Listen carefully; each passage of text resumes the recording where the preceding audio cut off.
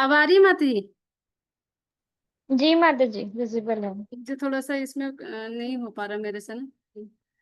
तो जैसे कि पहले श्लोक में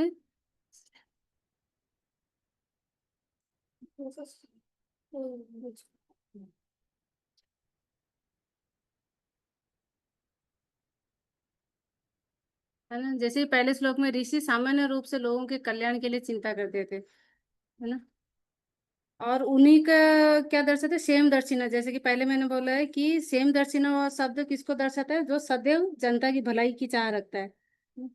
तो पहले क्या होता था कि राजा ऋषि जो थे वो राजा को सलाह देते थे, और उसी सलाह के अनुसार ही राजा अपने राज्य में शासन चलाता था। तो इसमें प्रभुपाद कहते हैं कि जैसे तात्पर्य में बताया गया है कि अगर राजा राजा अगर ना रहे राज्य में तो क्या होगा, जो नागरिक जो क्या होगी वो पशु के समान हो जाएगी, है ना। और क्यों पशु के समान होगी, क्योंकि वो जो मानव समाज है वो अपना वर्णाश्रम प्रणाली फॉलो नहीं करेगा, और वो क्या होगा, आत्म संयमी बन जाएगा और कोई सुखी नहीं रह पाएगा। तो इसमें जो दिया गया है कि जो वर्णाश्रम प्रणाली है वो भगवत गीता के कौन से श्लोक में दिया गया है, कोई भक्त बताएंगे। चातुर्वर्णम मया सृष्टम, वो वाला श्लोक है शायद। यस, इसमें है ना 4.13 में, चतुर्वर्ण माया सिस्टम, गुण कर्म विभाग सब। फिर उसके बाद क्या हुआ कि श्लोक नंबर 2 में बताइए कि ऋषिगण जो थे वो सुनीता की अनुमति से वेण को सिंहासन पर विराजमान करते हैं, सिंहासन पर बैठाते हैं। तो सुनीता को ही क्यों दिया गया, क्योंकि राजा जो अंग थे उनकी अनुपस्थिति के कारण ये सुनीता जो थी राजमाता थी, इसीलिए उनकी अनुमति से ही इनको सिंहासन पर बैठाया गया। जबकि सब ऋषिगण को पता था कि ये क्रूर और अत्यंत निर्दयी राजा है, कठोर राजा है, तभी भी उन्हें बैठाया गया सुनीता की अनुमति से। फिर श्लोक नंबर 3 पे दिया गया कि जब राजा अंग वेन को बिठाया गया सिंहासन पर, तो उससे पहले भी कुछ चोर डकैत थे, चोर उच्चाकर थे, लेकिन जो ये जो चोर तस्कर थे इन लोग क्या किए, राजा वेन के सिंहासन पर बैठने के कारण ये क्या हुए, लुप्त हो गए, ये थोड़ा पीछे गए। तो इसमें प्रभुपाद बता रहे हैं कि जब सरकार जब निर्बल होती है तो ये चोर तस्कर क्या होते हैं, ये और इनका बढ़ावा होता है। लेकिन जब सरकार प्रबल हो जाती है, जब ये चोर तस्कर क्या होते हैं, लुप्त हो जाते हैं। और उस समय जब राजा वेंड जब ये सिंहासन पर बैठे थे, तो ये बाकी जो चोर थे इन लोग क्या हो गए, जो राज्य था ये लोग चोर तस्कर से मुक्त हो गया, मतलब ये सब लुप्त हो गए। और उसके बाद फिर आता है कि जब वेन को जब सिंहासन पर बैठाया गया, तो उनको क्या षड ऐश्वर्य प्राप्त हुआ, है ना, वो ज्यादा शक्तिमान बन गए और घमंडी हो गए। फिर लेकिन राजा वेन जो थे ये झूठी प्रतिष्ठा के कारण अपने आप को क्या, उन्होंने सर्वश्रेष्ठ समझने लगे, और ये जो महापुरुषों का अपमान किया। तो इसमें आता है कि इनको क्या हुआ, अष्ट विभूति मिला, और 8 ऐश्वर्य से ये सर्वशक्तिमान बन गए। तो 8 ऐश्वर्य इसमें क्या दिया है, कौन भक्त जानते हैं 8 ऐश्वर्य क्या है।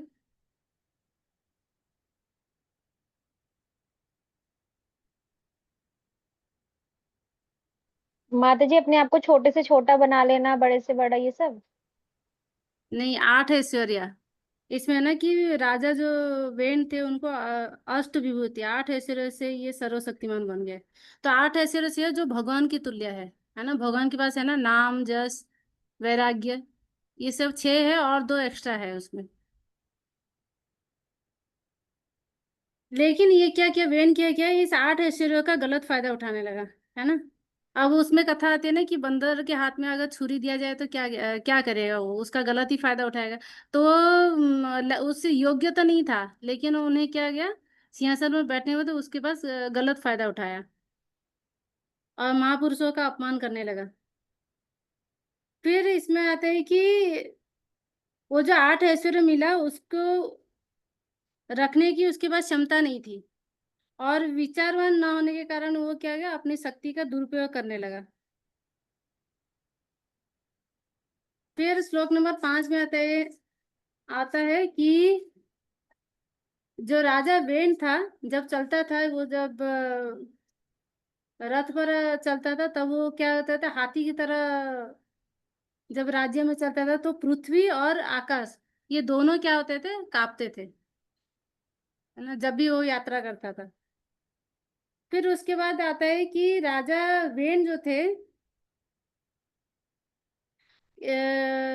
वो क्या करते हैं, ऋषियों को यज्ञ करने के लिए, दान करने के लिए और आहुति देने के लिए ये क्या करते हैं, रोक लगाया, प्रतिबंध लगाया। और उसने फिर जितने भी जो धार्मिक अनुष्ठान थे सब बंद करा दिए। और इसमें ये आता है कि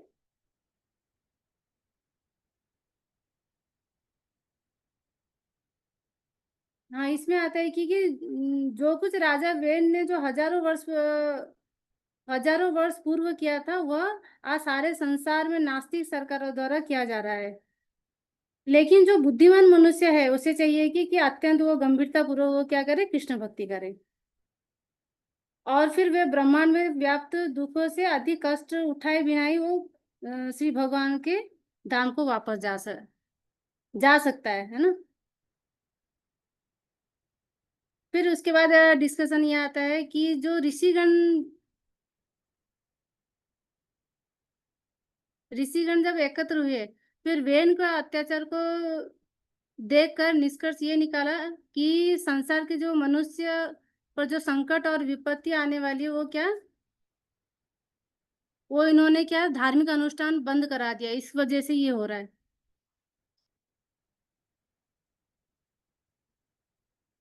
फिर उसके बाद आ रहा है कि श्लोक नंबर 8 में,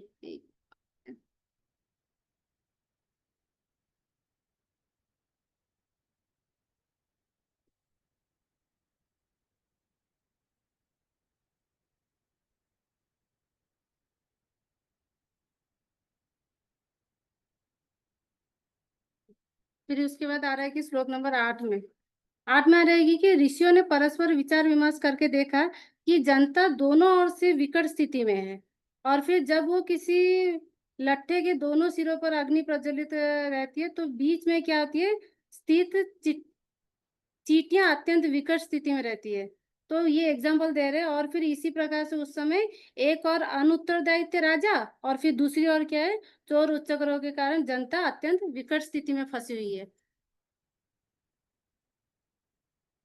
तो इससे हमें ये निष्कर्ष निकलता है कि जब राज्य में जब क्रूर हो, तो ये सब क्या, नागरिकों के ऊपर संकट आता है, विपत्ति आती है। फिर श्लोक नंबर 9 में बताया गया है कि ऋषियों ने सोचा कि राज्य को बचाने के लिए जो राजनीतिक संकट जो आ रही है, वो क्यों, वेन के अयोग्य के कारण आ रहा है, और जो कि जनता पीड़ित हो रही है। और ऐसी अवस्था में कौन सुखी रह सकता है। फिर इसमें प्रभुपाद बता रहे हैं कि जो वर्णाश्रम प्रणाली है, वो हर किसी व्यक्ति को करना करना चाहिए, पालन करना चाहिए। जैसे कि बताया कि ब्रह्मचारियों को यज्ञ करना चाहिए, गृहस्थों को दान देना चाहिए, विरक्त वानप्रस्थ और सन्यासी को तपस्या करनी चाहिए। और फिर ये देखने के कारण नागरिक सचमुच अपने धार्मिक कृत्य करते हैं, और फिर एक उत्तम सरकार होने के कारण क्या होती है, राज्य सुचारू रूप से चलता है, और नागरिक फिर शांतिपूर्वक आध्यात्मिक चेतना की तरफ अग्रसर होते हैं। फिर श्लोक नंबर 10 में बता रहे कि एक शरारती राजा का समर्थन करना दूध के सांप को बनाए रखने जैसा है। दूध और सांप का एग्जांपल दे रहे कि ऋषिगण सोच रहे कि ये जो राजा वेन है, इतना जो उत्पाती मचा रहा है, इतना जो उत्पात कर रहा है, वो सुनीता के गर्भ से उत्पन्न होने के कारण राजा वेन स्वभाव से इतना दुष्ट है। और ये क्यों है, क्योंकि वो रिलेट करे कि जो सुनीता तो जो थी, वो यमराज की बेटी थी, और यमराज की बेटी होने के कारण तो उन्होंने बताया कि सुनीता के गर्भ से उत्पन्न हुई है, इसीलिए ये दुष्ट है, और ये समस्त कष्टों का कारण बन गया है। फिर इसमें प्रभुपाद बता रहे हैं कि साधु पुरुष जो है, उनको क्या है, आध्यात्मिक प्रगति की ओर सोचना चाहिए। किंतु ये वेन जो था, ये साधु पुरुषों की कृपा से अनुग्रहित होने के कारण ये क्या, साधु पुरुषों का क्या शत्रु बन गया, और ये अपने कर्तव्य से विमुख हो गया, है ना। जैसे कि अपने दांतों में फिर इसमें बता रहे कि जो सांप केवल दूध के केले के बल पर पाला जाता है, वो दांतों में विष ही विष एकत्र करता है, और उस क्षण की प्रतीक्षा में रहता है कि कब वह अपने स्वामी को काटे, है ना। पहले ऐसा था ना कि ऋषिगण जो थे वो राजा को क्या करते थे, अपना शासन चलाने के लिए हर चीज में गाइड करते थे, लेकिन आजकल वो नहीं है। तो राजा को इन लोग गाइड करते थे, और फिर उस हिसाब से राजा जो था वो अपना शासन चलाता था। तो वो जो राज्य में जो थे, राजा भी सुखी रहता था और जो नागरिक थे वो लोग भी सुखी रहते थे। लेकिन ये जो वेन था, ये इन लोग का क्या ये क्या था, ये इतना क्रूर होने के कारण ये इतना विष फैला रहा था हर जगह। और फिर श्लोक नंबर 11 में आता है कि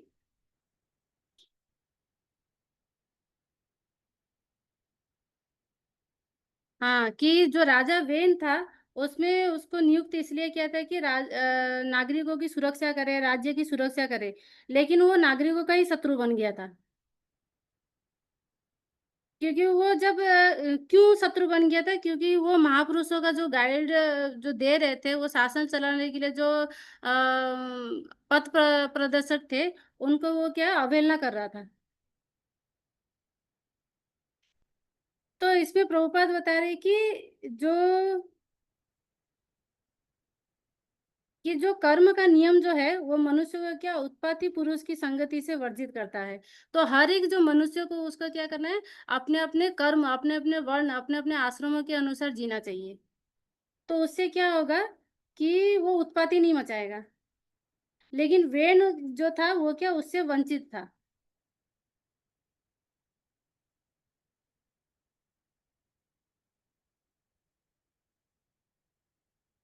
और फिर श्लोक नंबर 12 में आ रहा है कि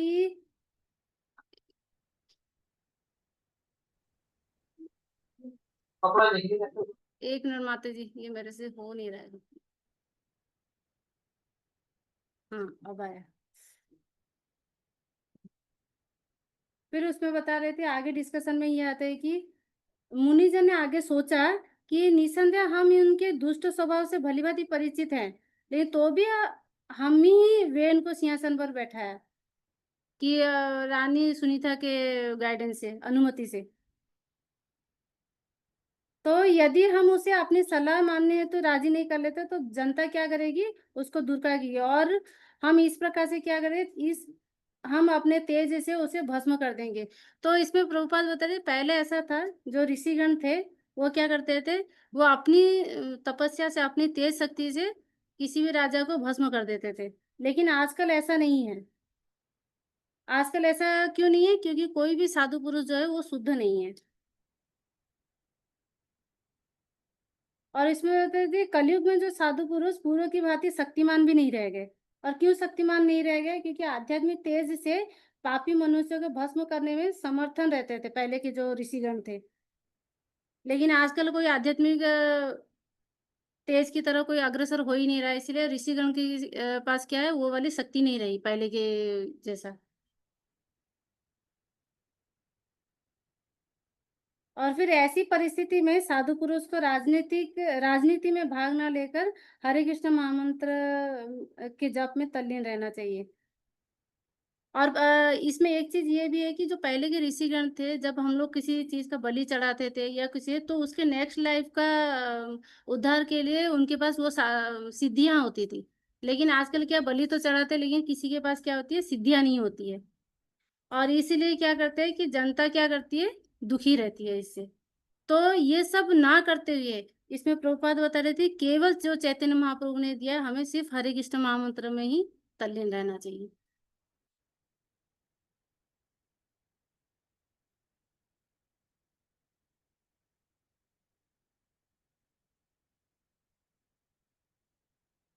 मध्य स्लाइड दिख रही है ना आपको? यस माता जी, विजिबल है। फिर आगे 13 नंबर श्लोका में बता रहे कि ऐसा निश्चय करके जो ऋषिगण राजा वेन के पास गए और अपना वास्तविक क्रोध छिपाते हुए उन्होंने उसे क्या कर मीठे वचनों से समझाया बुझाया, फिर उन्होंने इस प्रकार कहा। तो इसमें क्या आता है, इसमें टीचिंग हमें ये मिलती है कि देखिए ऋषिगण को क्रोध तो आ रहा था और उन्हें सब कुछ पता था, लेकिन उन्होंने क्या कहते उसे अच्छे से मीठे वचनों से समझाया। तो आज हिजगीस राधेश्याम प्रभु का उसमें लेक्चर में आ रहे थे कि एक जो वैष्णव है, ये एक वैष्णव का गुण है कि हम कई बार प्रचार करते समय या कई सेवा करते समय हमें क्रोध तो आता है, लेकिन हम क्या करते हैं, हम अपने जूनियर्स के लिए के प्रति या कहते हैं क्रोध की भावना रख के और हमें कुछ भी बोल देते हैं। लेकिन हो सकता है कि हम अगर अच्छे से उनको समझाएंगे बुझाएंगे तो अच्छे से माहौल बन सकता है। तो यहाँ पर ये वही सेम चीज क्या करते हैं, जो ऋषिगण थे वो राजा वेन के पास जाकर मीठे वचनों से उनको समझा रहे हैं। फिर श्लोक नंबर 14 से मुनिगण समझा रहे। फिर मुनिगण ने ये कहा कि हे राजन, हम आपके पास सदुपयोग देने आए हैं। कृपया आप ऐसा करने से आपकी आयु ऐश्वर्य बल तथा कीर्ति बढ़ेगी। अगर आप इसका अगर सदुपयोग करेंगे तो आपका क्या करेंगे, ये जो 4 चीजें हैं ये बढ़ेंगी, इसकी वृद्धि होगी। और फिर उससे क्या होगा कि राज्य में जो जनता है वो क्या होगी, सुखी शांत और संपन्न हो पाएगा, है ना। तो इसमें प्रभुपाद करे कि जो मुनिगण थे जैसे कि पराशर मुनि, व्यास देव, नारद मुनि, ये लोग क्या देवल तथा आसित, ये इनके सलाह से राजा पहले के जमाने में क्या होता था, इनके सलाह से राजा राज्य करता था। लेकिन आजकल जो क्या है वैसा माहौल नहीं है। और फिर वो क्या करते थे, जो ऋषिगण अपना सलाह देते थे उसी की शक्ति का प्रयोग करते थे अपने राज्य में। लेकिन आजकल जो दुर्भाग्यवश क्या हो गया कि वर्तमान कलयुग में राज्य का मुखिया जो है वो क्या है, साधु पुरुषों के जो आदेश का पालन नहीं करता, और पालन नहीं करता तो फिर क्या है, जो प्रजा और सरकार वो क्या दोनों ही दुखी रहते हैं। और फिर उनकी जो पहले बताया गया है कि उनकी जो आयु बल और ऐश्वर्य है वो क्या है, वो घट जाती है। और इसमें बता रहे थे कि जब तक हम लोग कोई किसी बड़ों का आदर नहीं करेंगे, उसमें क्या करेंगे, हम लोग सुखी नहीं रह पाएंगे। फिर श्लोक संख्या 15 से बता रहे कि जो लोग धार्मिक नियमों का पालन करते हैं और जो मन वचन शरीर तथा बुद्धि से इनका पालन करते हैं वो क्या है, स्वर्ग लोक को जाते हैं। अच्छा, ये धार्मिक नियम क्या है जो इसमें बताया गया है, कोई भक्त बताएं।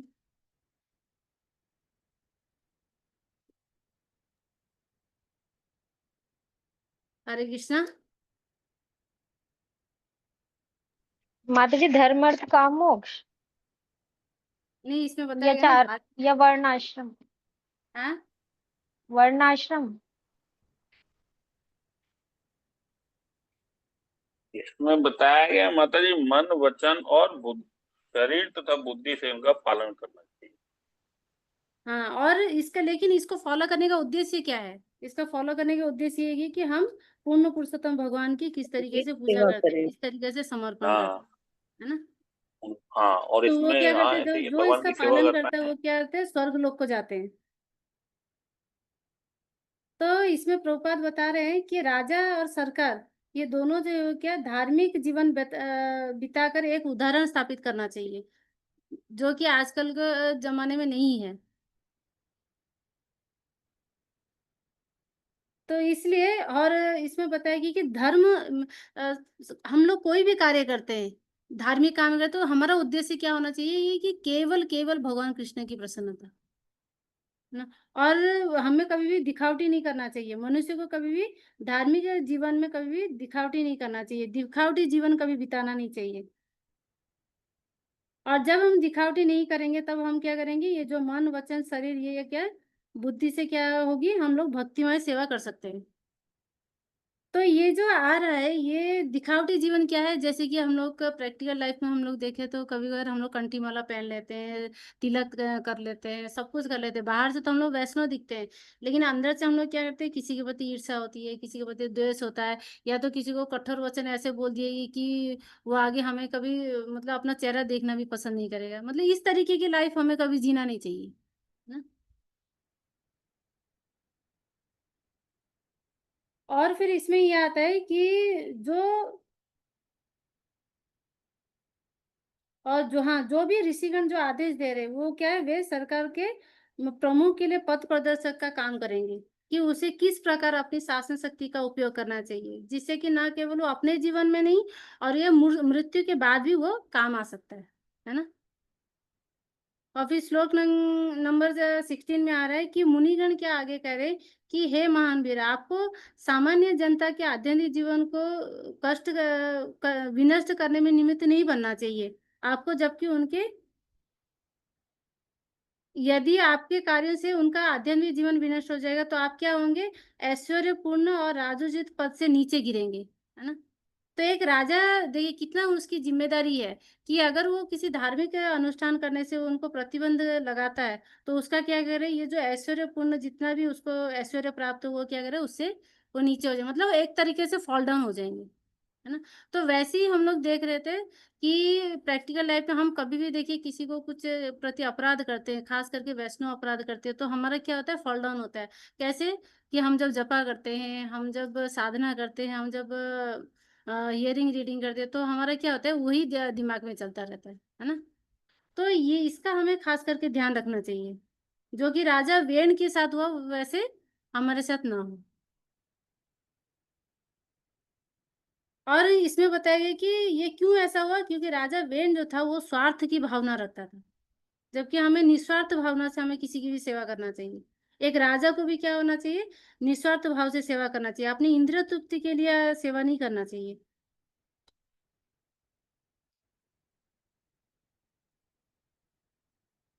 और फिर श्लोक नंबर 17 में बता रहे कि जब राजा, मुनिगण कह रहे कि जब राजा दुष्ट मंत्रियों के तथा चोर उच्चगरों के उत्पातों से नागरिकों की रक्षा करता है तो वो क्या है, अपने पवित्र कार्यों के कारण वो अपनी प्रजा से कर प्राप्त कर सकता है, और इस प्रकार पवित्र राजा इस संसार में और मृत्यु के बाद भी वो सुख भोग सकता है। इसमें एक सुंदर उदाहरण दिए प्रभुपाद कि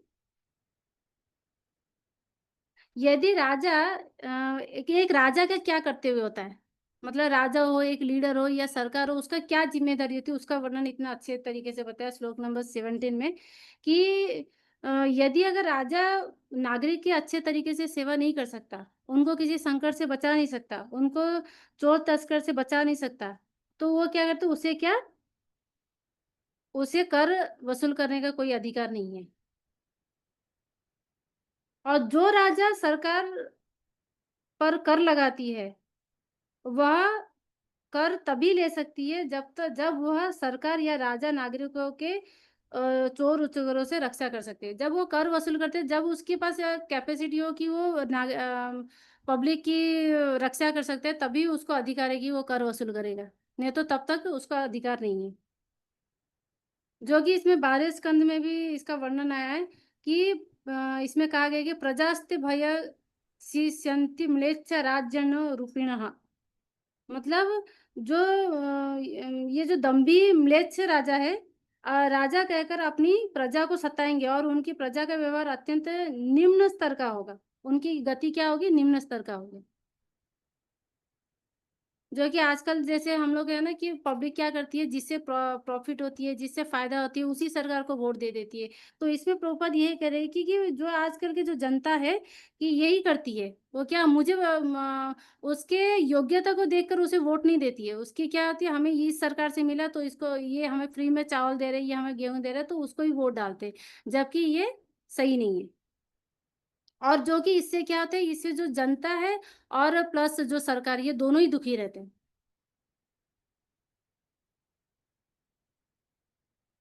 फिर श्लोक नंबर 18 में आता है कि जब राजा पवित्र समझा जाता है जिसके राज्य तथा नगरों में प्रजा वर्ण प्रजा वर्ण तथा आश्रम के 8 सामाजिक व्यवस्थाओं का दृढ़ता से पालन करता है। वो क्या होती है? वहां के नागरिक अपने विशिष्ट धर्म वृत्ति द्वारा पूर्ण पुरुषोत्तम भगवान की सेवा में संलग्न रहते हैं। तो सब लोग क्या कहते हैं, सबको गोलोक धाम जाने का मार्ग मिल जाता है ना। तो इसमें होता है कि जो जो भी राजा अगर पवित्र होता है तो उसका क्या होता है, उसका प्रजा वर्ण तथा आश्रम ये दोनों ये 8 जो सामाजिक व्यवस्था है उसका क्या दृढ़ता से पालन करते हैं और वो भगवान की सेवा में संलग्न रहते हैं। और इसमें प्रभुपाद कहते हैं कि जो राजा या सरकार है वो क्या होते है, वो भगवान का प्रतिनिधि है। इसमें बताया कि इसमें दोनों का, एक राजा का रेस्पॉन्सिबिलिटी क्या है और एक नागरिक का रेस्पॉन्सिबिलिटी क्या है। इसमें सुंदर व्याख्या क्या है। और इसमें बताया गया कि जो राजा जो है वो भगवान का प्रतिनिधि होता है, तो उसके ऊपर डिपेंड करता है कि वो किस मार्ग की तरह जनता को ले जा रहा है ना। तो वैसे ही हमें कृष्ण भक्ति में भी ऐसी है कि जो लीडर है उसकी एक जिम्मेदारी ये है कि वो अपने अंडर के डिवोटीज को या भक्तों को किस तरीके से वो सेवा करके किस तरीके से भगवान की सेवा में लगा रहा है। और ये हमें कैसे पता चलेगा? जब हम खुद आचरण करेंगे, खुद हम अपने अपने आचरण में दिखाएंगे, तभी हमारे क्या होंगे, डिवोटीज भी उस आचरण का फॉलो करेंगे।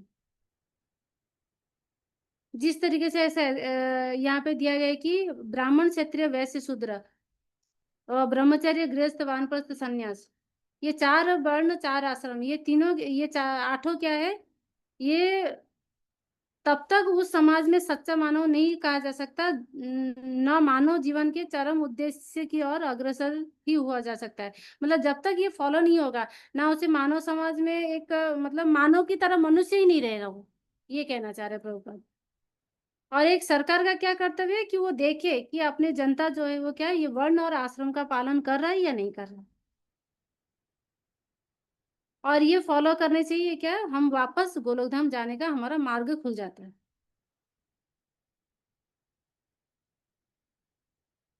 फिर श्लोक नंबर 19 में बताया गया कि मुनिगण कह रहे हैं कि हे महाभाग, यदि राजा यह देखता है कि दृश्य जगत के मूल कारण पूर्ण पुरुषोत्तम भगवान तथा हर एक के अंदर स्थित परमात्मा की पूजा होती है, तो श्री भगवान प्रसन्न होते हैं। देखिए राजा की कितना एक है, ये पूरे चैप्टर में यही बताया गया है कि एक लीडर जो है, एक राजा जो है, उसकी क्या जिम्मेदारियां हैं। और इसमें भी यही सरकार का यही कर्तव्य है। इसमें बता रहे हैं कि उसका क्या कर्तव्य है कि वो देखे कि प्रजा और सरकार ये दोनों ही अपने कार्य से श्री भगवान को तुष्ट कर रहे हैं क्या नहीं कर रहे हैं।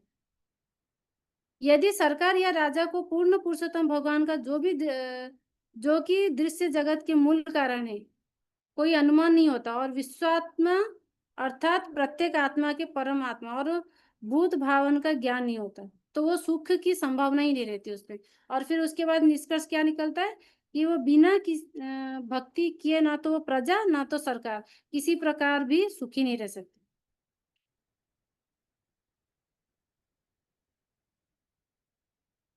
फिर श्लोक नंबर 20 में बता रहे कि जो पूर्ण पुरुषोत्तम भगवान है, पूर्ण पुरुषोत्तम भगवान क्या है, वो विश्व के नियंता है, और विश्व के नियंता बड़े बड़े देवता द्वारा पूजित है ना?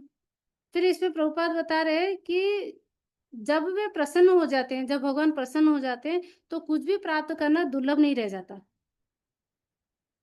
और ये किसके ऊपर निर्भर है, ये राजा के ऊपर निर्भर है, वो किस तरीके से अपने जनता को शिक्षा दे रहा है, किस तरीके से लालन पालन कर रहा है।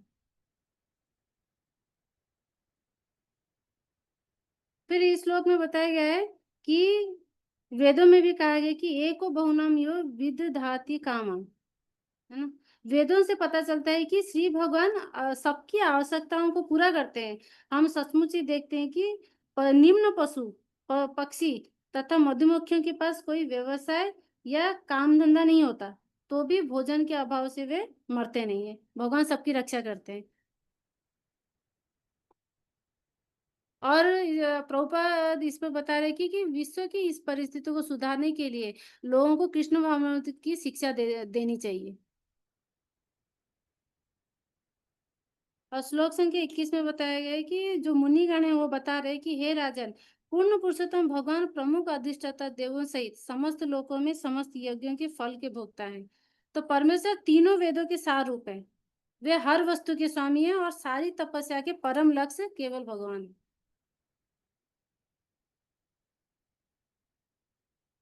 इसलिए आपको सदैव चाहिए कि आप सदैव क्या करें, यज्ञ करें।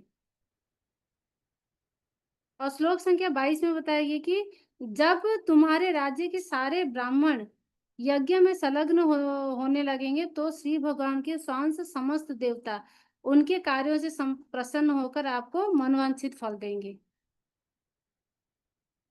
तो आप हे वीर, क्या आप यज्ञ को बंद मत करो।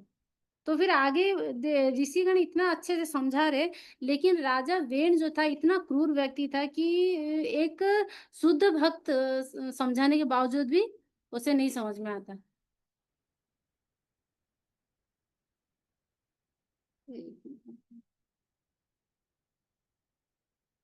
फिर आगे श्लोक नंबर 23 से माता जी बताएंगी, श्रीदेवी माता जी। श्री माधवी माता जी।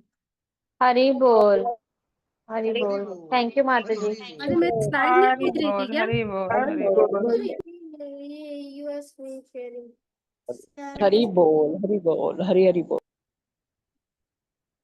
माता जी आगे दिखाएंगी। माता में कैसे जाएगा? हरे कृष्ण माता जी को होस्ट बना दीजिए। श्री माधवी माता जी हैं क्या? हरे कृष्ण माता जी, सादर प्रणाम सभी भक्तों को प्रणाम। आगे बताइए माता जी। जी जी। राजा वेन किस तरीके से ऋषियों को ये अहंकार दिखा रहा है ना? जी आप अपना स्लाइड्स शेयर करिए माता जी, है ना? जी।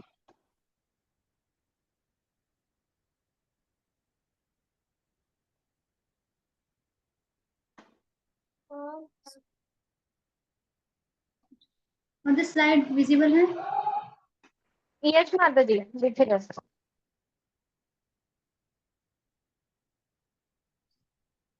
हरे कृष्णा सभी भक्तों को सादर प्रणाम। ओम नमो वासुदेव भगवते वासुदेवाय। ओम नमो भगवते वासुदेवाय। ओम नमो भगवते वासुदेवाय।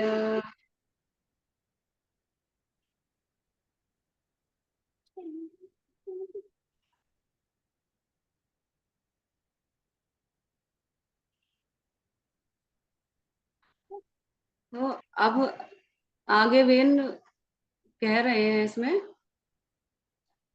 कि तुम अनुभवीहीन हो। यह खेद की बात है कि तुम धर्म को ही अधर्म को ही धर्म समझ रहे हो।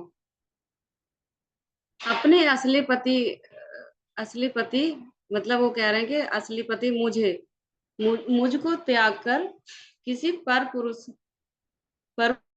पुरुष परमेश्वर की खोज कर रही हो। तो इसमें राजा वेन कह रहे हैं कि राजा वेन इसमें ये कह रहे हैं कि तुम सब अनुभवीहीन हो। मतलब उन्होंने ऋषियों मुनियों को सबको अनुभवीहीन बोल दिया। और जैसा कि कोई स्त्री अपने पति को छोड़कर पर पुरुष की खोज में रहती है, पर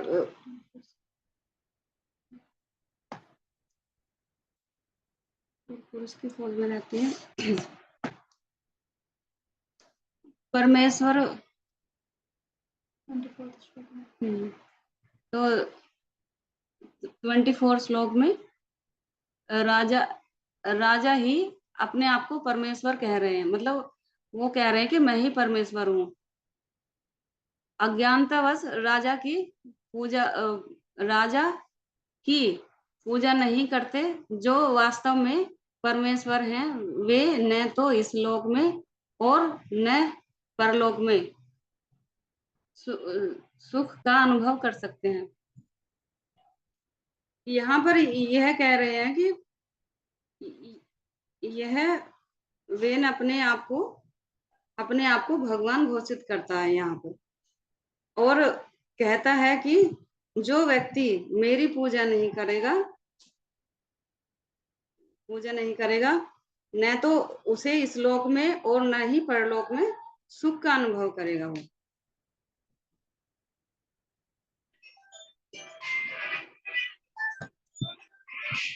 आगे कह रहे हैं कि जो देवताओं के प्रति तुम्हारा स्नेह ठीक वैसा ही है जैसा कि, इसमें एक एग्जाम्पल दिया है कि जैसा कि एक उल्टा स्त्री का स्नेह जो अपने पति के प्रति स्नेह त्याग कर प्रेमी के लिए स्नेह प्रकट करती है।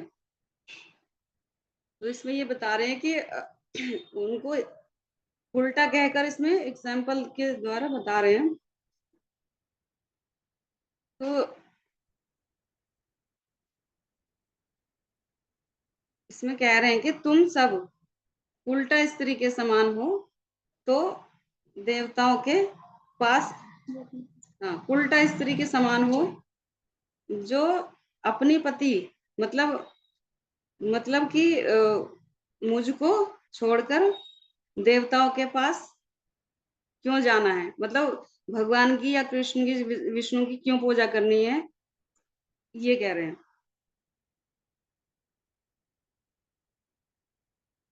राजा सभी देवताओं का भंडार है। विष्णु, ब्रह्मा, शिव, इंद्र, वायु, यम, रवि,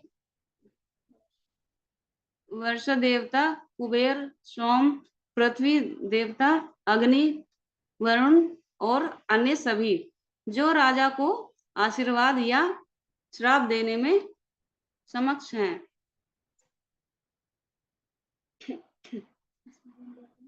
तो इसमें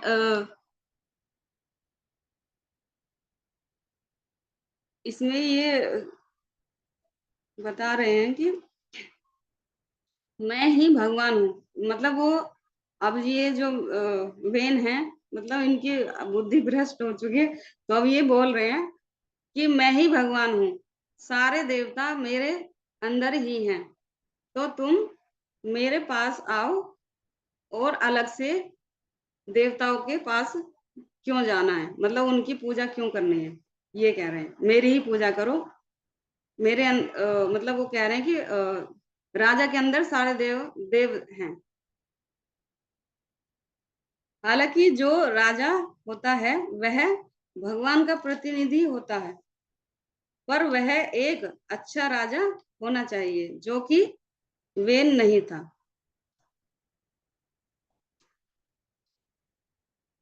श्लोक नंबर 28, इसमें श्लोक नंबर 28, तुम अपनी पत्नी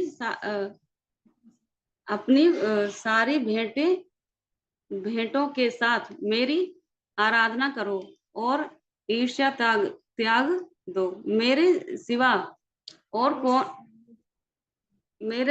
और कौन है जो सब यज्ञों में प्रथम आहुति ग्रहण करे, मतलब अब इसमें ये बता रहे हैं, ये कह रहे हैं वेन कि मैं ही सारे यज्ञों की प्रथम आहुति ग्रहण करता हूँ।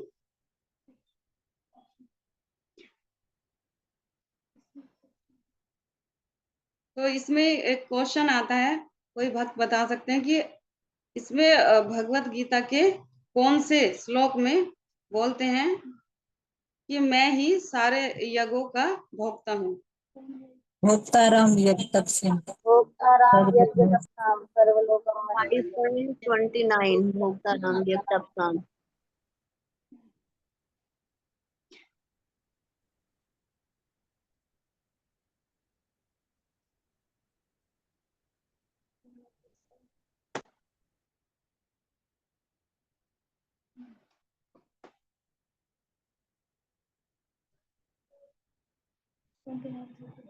29:30 में वेन का स्वभाव और ऋषियों का क्रोध।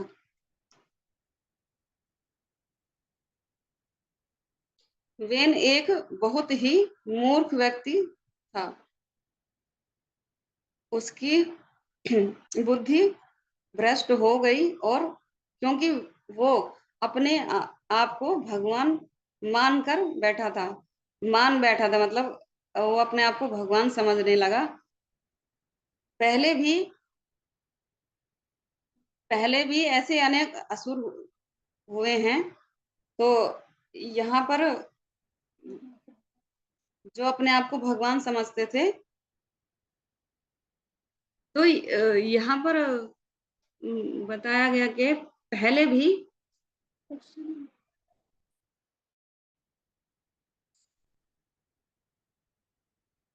बताता है कि पहले पहले ऐसा कौन, यहाँ पे माता जी एक क्वेश्चन है, अगर आप कोई बता सकें बात, कि पहले भी कोई ऐसा असुर राजा हो चुके हैं, तो वो कौन थे जो मतलब अपने आप को भगवान मानते थे? हिरण्यकश्यप। यस यस और एक और भी हैं, ये कौन रूप, ये भी थे। पौंड्रक ये पौंड्रक थे माता जी, पौंड्रक। पौंड्रक ये अपने आप को भगवान मानते थे। तो इसी तरह से क्या है, श्लोक संख्या 31, इसमें 31, उसे उसे मार डालो, उसे मार डालो, वह सबसे भयंकर है। अगर वह जीवित रहा तो वह शीघ्र ही सारी दुनिया को राख में बदल देगा।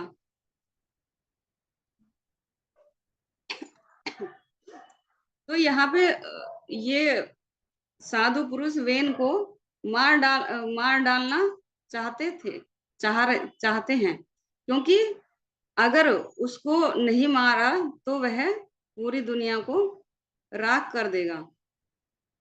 अब ये जो साधु पुरुष हैं, उसको ये कह रहे हैं कि मतलब उसको मार डालो, वरना ये सारी दुनिया को नष्ट कर देगा। इस तरह से बात कर रहे हैं। तो फिर श्लोक संख्या 32 और 33, यह निर्लज और निर्लज व्यक्ति जिसने भगवान विष्णु की निंदा की है, सिंहासन पर बैठने के योग्य नहीं है। इसके अतिरिक्त कौन उन भगवान की निंदा करेगा जिनकी कृपा से समस्त ऐश्वर्य और वैभव प्राप्त होते हैं? तो यहाँ कह रहे हैं कि यह इतना निर्लज है, यह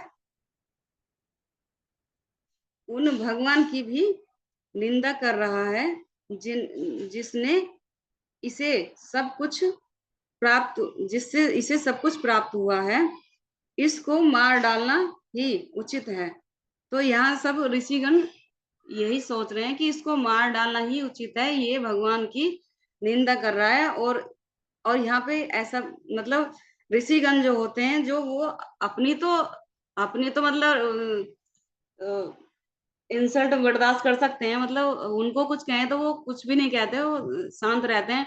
लेकिन अगर वो भगवान और भक्तों की या वैष्णव की निंदा करते हैं तो वो साधु पुरुष चुप नहीं रहते। तो इसीलिए वो अब चाहते हैं कि इसको मार डालो, ये भगवान की भी निंदा कर रहा है।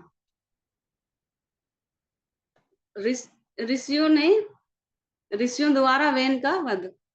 तो भगवान की निंदा करने के कारण वेन मत प्रिया था।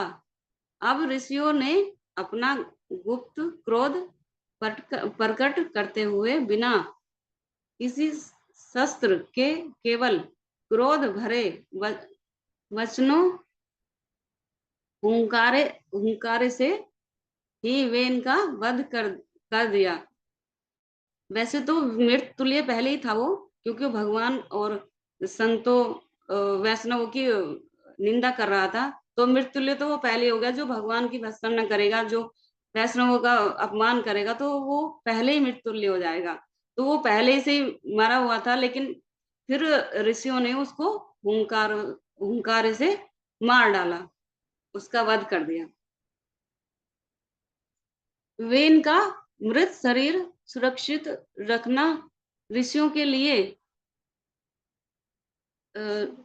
के चले जाने के बाद वेन की माता सुनीता ने दुखी होकर विशेष सामग्री और मंत्रों से उसके मृत शरीर को सुरक्षित रखा, जैसे कि अपने मंत्रों से, या जैसे कि ऑयल वगैरह लगा कर या कोई भी सामग्री लगा के उसको सुरक्षित रखा।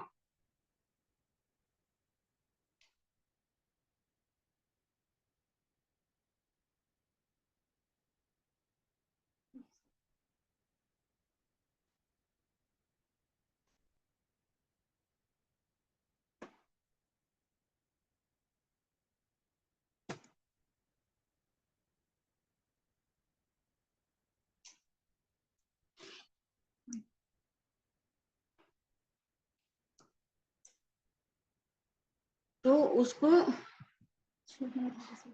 श्लोक संख्या 36। ऋषियों का एकत्र होना। एक बार ऋषिगण सरस्वती नदी के तट पर एकत्र हुए और दिव्य विषयों पर चर्चा करने लगे। ऋषियों की चिंता देश में अनेक प्रकार की अशांति देखकर ऋषियों ने विचार किया कि राजा के अभाव में चोरों के कारण प्रजा पर विपत्ति आ सकती है। तो वो यहाँ पे सलाह मशवरा मतलब परामर्श कर रहे हैं कि अब क्या किया जाए, कि अब तो चोर उचक्कों का जो है भय खुल गया, मतलब उनको तो और आजादी मिल गई, वो तो दिन दहाड़े मतलब चोरी कर रहे हैं और जनता को मतलब प्रजा को बहुत परेशान कर रहे हैं। तो ये सब वो कह रहे हैं। तो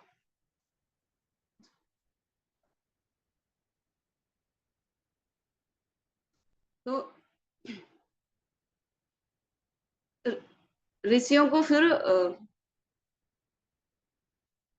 धूल भरी आंधी इस प्रकार चर्चा करते हुए समय उन्होंने एक भयंकर धूल भरी आंधी देखी, जो चोरों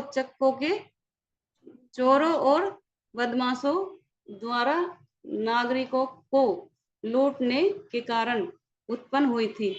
उन्होंने मतलब देखा कि धूल भरी आंधी,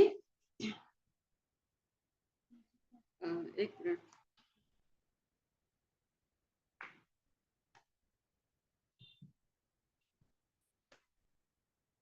वह एक विचार कर ही रहे थे कि उन्होंने एक धूल भरी आंधी देखी, जो कि चोरों और बदमाशों द्वारा नागरिकों को लूटने के कारण उत्पन्न हुई थी।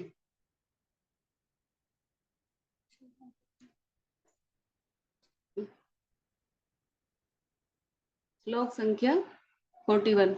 ऋषियों ने सोचा, यद्यपि ब्राह्मण शांत और समुचित है, फिर भी उसे शुद्ध मनुष्यों की अपेक्षा नहीं करनी चाहिए। ऐसी अपेक्षा से उसकी आध्यात्मिक शक्ति क्षीण हो जाएगी, जैसे कि फूटे बर्तन में से रखा हुआ जल बाहर निकल जाता है।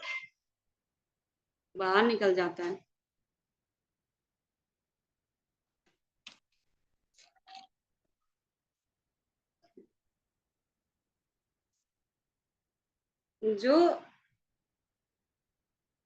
एक जो ऋषिगण उन चोरों को मार सकते थे, जैसे कि इसमें जैसे कि राजा वेन को मारा था उन्होंने मंत्रों द्वारा, तो वह मार सकते थे।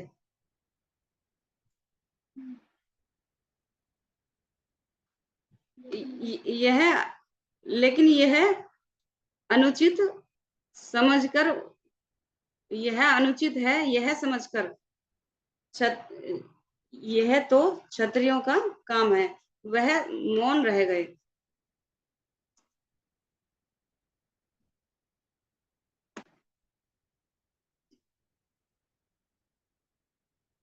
अंग का वंश चलता रहे, इससे इस प्रकार ऋषियों ने निश्चय किया कि संत अंग का वंश बंद नहीं होना चाहिए, क्योंकि उनके वंश में राजा अमोघ वीर्य और भागवत थे।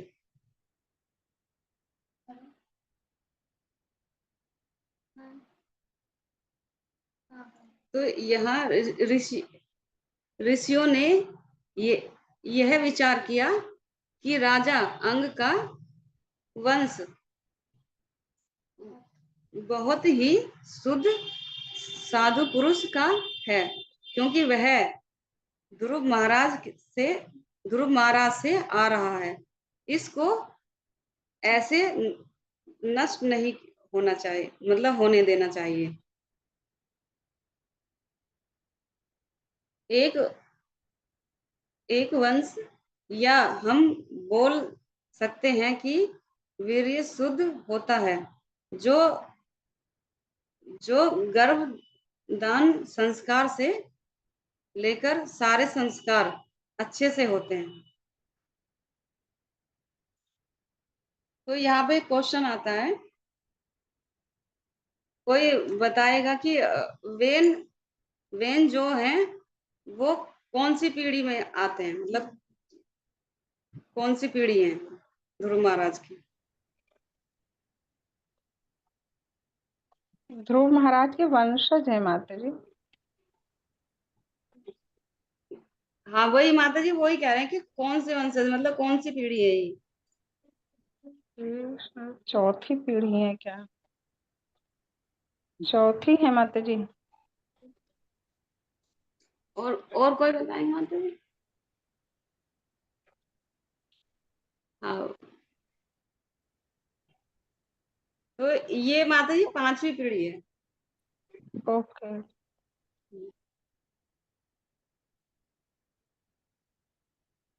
तो ये माता जी आपको पक्का पता है, आपने पढ़ा है ये 5वीं पीढ़ी है? क्योंकि मेरे को नहीं लगता वो 5वीं है।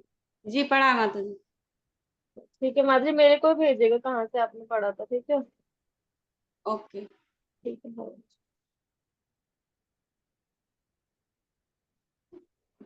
बाहुक का जन्म इस प्रकार उन्होंने वेन के मृत शरीर की जंघाओं को विशिष्ट विधि से मंथन करके मत कर एक बोने व्यक्ति का जन्म किया, और जिसका नाम भिक्खु बाहुक रखा गया। वह सामवर्ण नाटा छोटे अंगों वाला और बड़े जबड़े वाला, चपटी नाक वाला, लाल आंखों वाला और ताम्र केस वाला था।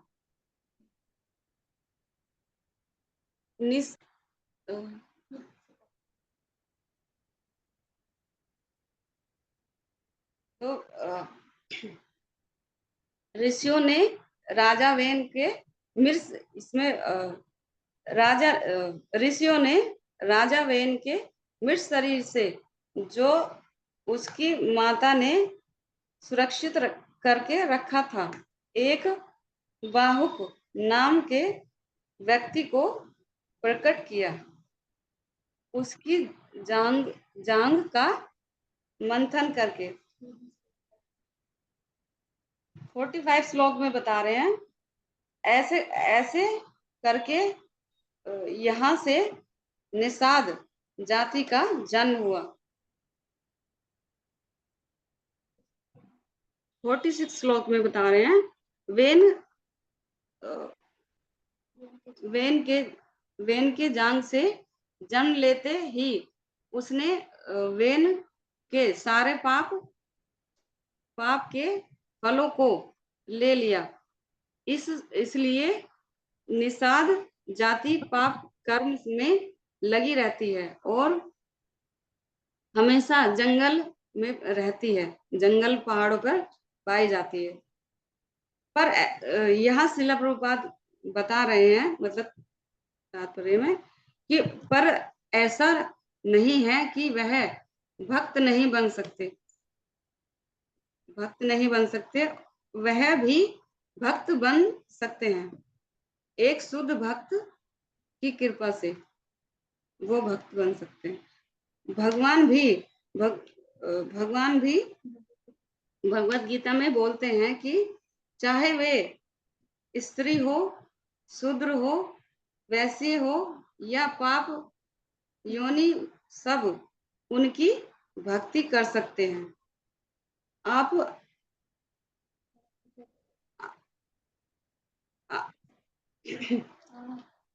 आप आगे के अध्याय में